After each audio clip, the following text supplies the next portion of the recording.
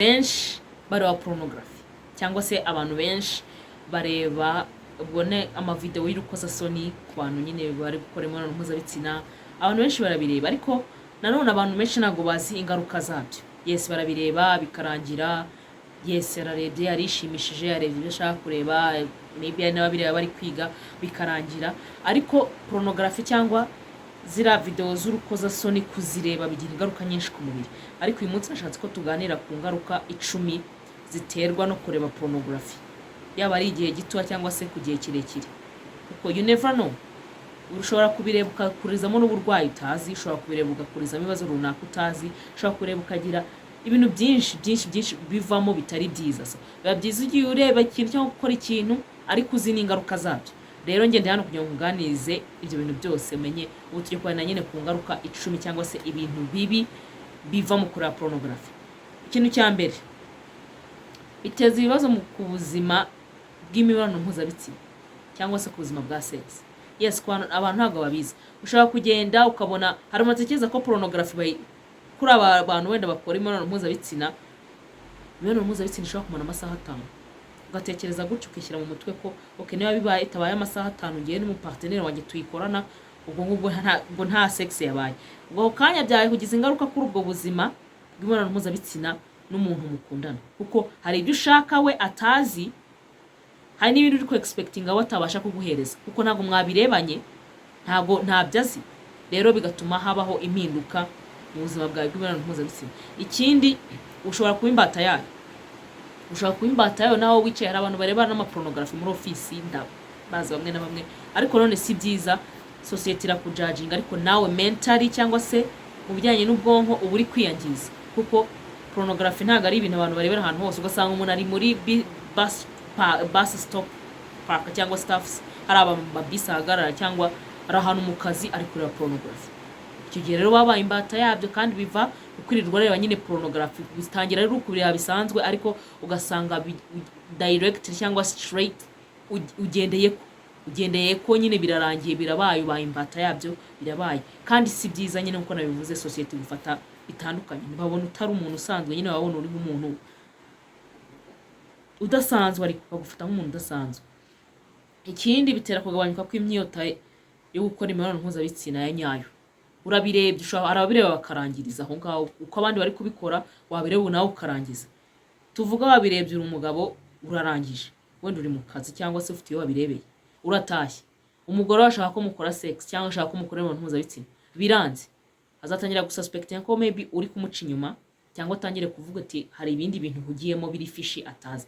Rero birangiza cyane, bituma na wowe ubireba utagira inyota yo gukora imibonano mpuzabitsina n'umupartner wawe, kuko wabirebye nyine, warangije, wabirebye warangije. Ikindi, ni uguta umwanya munini. Ushobora kureba porno nk'amasaha 5. Mu masaha 5 wagakozemo akazi, mu masaha 5 wagakoze n'imirimo yo mu rugo, mu masaha 5 wagakoze ibintu byinshi bigiye bitandukanye. Ariko muri ayo masaha 5 uyamaze ureba porno, kandi nta kintu biri bukungure, uretse ko ushobora kubireba uri kwikinisha cyangwa uri no ukarangiza nyine tu. Ariko si byiza, ntabwo ari byiza. Urumva ko guta umwanya ntabwo uzagaruka, nta mwanya ugaruka. Rero ntabwo ari byiza. Ikindi, ni ibitekerezo by'imibonano mpuzabitsina bikabije. Ikintu cyose uhita urwara ibyo bita hypersexuality. Kuri porunogarafi cyane bitera hypersexuality. Ikintu cyose ukibonamo sex, ikintu cyose utekerezamo ko ari imibonano mpuzabitsina, ikintu cyose ni imibonano mpuzabitsina, ikintu cyose ni hahandi usanga ari abantu ahantu hose bari, ikiganiro uzabasangana ari imibonano mpuzabitsina by fire by force. Ahantu hose abo bantu baba bari, jya umenya ko bareba porunogarafi. Baganira imibonano mpuzabitsina ahantu hose baba bareba porunogarafi. Abo bantu rero nabyo biri mu porunogarafi itera. Ibitekerezo byawe biragenda bigatwarwa n'imibonano mpuzabitsina, bigakabya noneho ku buryo nta n'ikindi kintu utekereza. Ikindi, ni ukugira expectations zitari zo ku mibonano mpuzabitsina. Niba wabonye abantu bari gukora, hari ibyo bita ngo na acrobatic positions, bamwe bamanitse, abandi dog styles, missionaries, all of that, zira positions zose. Umugore wawe wenda tuvuge ni nk'umugore w'umunyacyaro wagiye ukikura mu binyonzo, bro, ntabwo uzamubwira ibyo bintu bya positions. Ariko wowe wirirwa ari amaporunogarafi, kandi nayo kwa affording umukobwa ubizi, umwe expert muri ibyo bintu, ntabwo uzapfa kumubona. Ako kanya rero ubwo ibyo utekereza cyangwa ibyo ushaka kubona mu mibonano mpuzabitsina cyangwa mu mibanire y'imibonano mpuzabitsina n'umugore wawe cyangwa n'umuparteneri wawe birahinduka bikagutera ikibazo cyo mu mutwe. Rero ibyo uba utegereje ku mibonano mpuzabitsina ugira nyine utegereza ibintu bitari byo bitanahari kuko wabonye nyine bitari byo. Ziriya ni filime ni content, bariya n'aba content creator nk'uko nanjye nza nka creatinga content nkayiguha ukayireba. Nabo rero pornography ni content zabo, biriya si ibyo bakora mu buzima bwabo busanzwe, no ntabwo ari byo bakora. Kandi nyine nk'uko navuze rero ni content uragenda ukayireba bikarangira, ariko none ntabwo ari byo uzajyana iwawe, no ntabwo ari byo uzajyana iwawe. So rero mujye mwitondera kureba ama pornography. Ikindi, pornography zitera ibibazo mu mubano w'abakundana cyangwa w'abashakanye, kuko wa mugani niba wagiye ukajya kureba abantu izo dog style ibyo biki byose izo positions, wenda umugore wawe ari marayika utanakunda n'imibonano mpuzabitsina, tayari ubwo n'urwo rugo ntabwo ruzaba rugihari kuko wataye umutwe kubera kureba pornography. Ibyo ushaka ku mugore wawe ntabwo azabiguha, ibyo ushaka kuzabona ntabwo azabiguhereza. Tayari ako kanya nyine nawe urabyumva, umubano uzahita upfa, urugo ruse nk'aho runasenyutse, cyangwa n'urwo rukundo muri gufominga ku bantu bakundana ruse nk'aho rudahari. Ikindi, bitera stress n'amarangamutima mabi. Umva igihe cyose uhora ufite inyota n'inzara umeze nk'ihene y'izuba ushaka imibonano mpuzabitsina, rero bigutera amarangamutima mabi. Kandi ikindi, iyo ubonye umeze gutyo abandi bantu batameze gutyo birabangama cyane kandi biranababaza. Nyahandi usanga abantu bakujajinga, reba uriya, reba ibiki, rero birababaza cyane.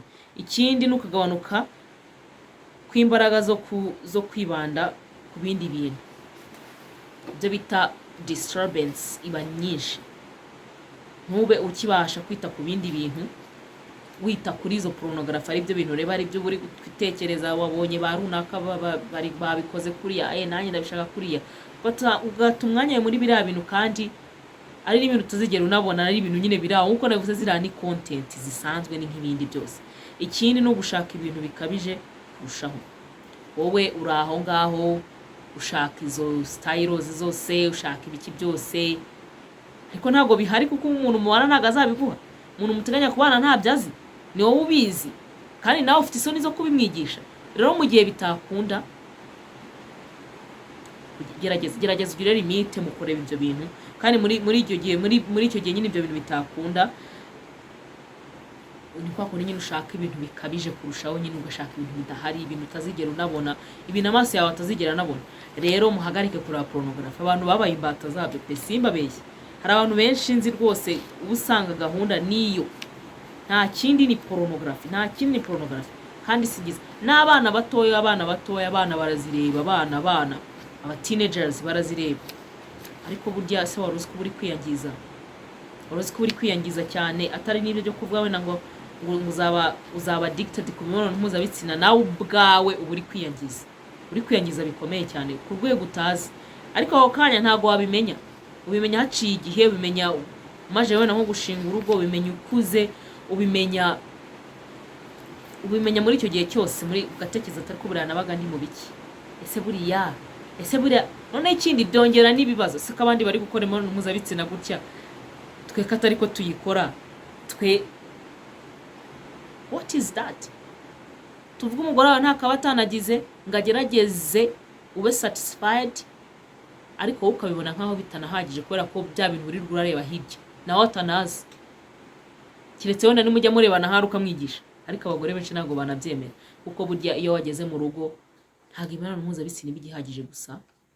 Hari ukwita ku rugo, hari ugutanga ubuzima, kandi abo bahaye ubuzima baba bagomba kuzabaho. Hari utuntu twinshi cyane tuba dukenewe tutari imibonano. Nayo ni myiza kuko yubaka urugo. Hano mitemba harabona story, hari umugore, it's one woman, umugore tuzi, umugore nyine araho ntashamaje. Ubundi bavuga ko umugore wese bagomba kugira isuku, umudamu w'umunyamwanda, akaba ariko mbyita directly, akaba ariko mbyita. Ariko one day yari umugabo n'ahantu akunda kujya kuri tere ahantu, then umugabo turamubaza, ariko kuki umugore wawe atagira isuku nk'abandi ariko ukamukunda cyane? Atari ibyo umugore wanjye azimwe mutazi. Tutse ni ibihe? Atazi sex, kandi nibyo bintu nkunda nyine. Azi ibyo bita imibonano mpuzabitsina kandi nibyo nkunda. rero ubwo urumva azi ibyo nkunda mwebwe mu bijajinga ni umunyamwanda twaramwaye okay atuceceke azi imibonano mpuzabitsina niyo akunda n'ibyo azi ibyo akunda twe who are we to judge rero namwe mugerageze mushakane n'abantu mugomba kugira like a sex personality ingana nujya gushaka utabizi uzababara nujya gushaka ubizi cyane wowe utabizi agahinda kazakwica so tugerageze kandi ikindi duhagarike kureba izo pornography ntabwo ari nziza zisenya urugo zisenya umubano zisenya ubuzima bwo mu mutwe zisenya ibintu byinshi cyane so niba wakunze ikiganiro liking sharing commenting ikindi naza kuganirizaho